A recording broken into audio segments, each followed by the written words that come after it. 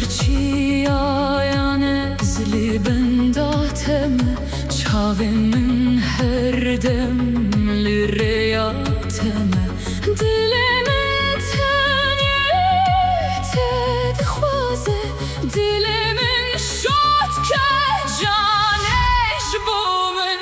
Hêvî cana min tu roniya çavan, bête ev dinya tarî wek şevan.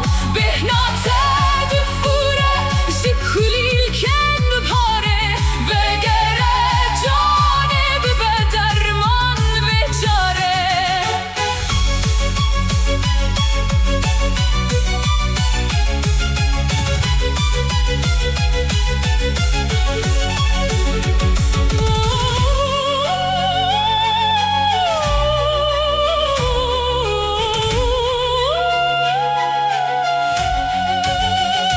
Bête jiyanê rengê xwe winda kir, her roj navê te di dilê min de ye. Ez hêvî dikim tu vegerî bo min, dilê min şatke canê ji bo min. Hêvî cana min tu roniya çavan, bête ev dinya tarî wek şevan.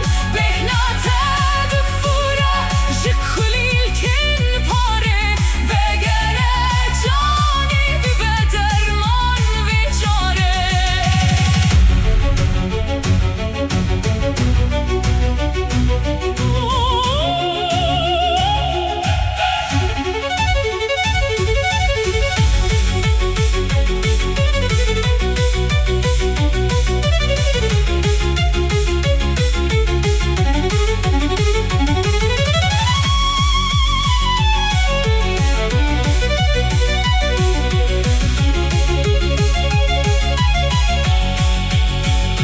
Şevên min sarın stêrkan dijmêrim, dengê te yê şîrîn her dem dibihîzim.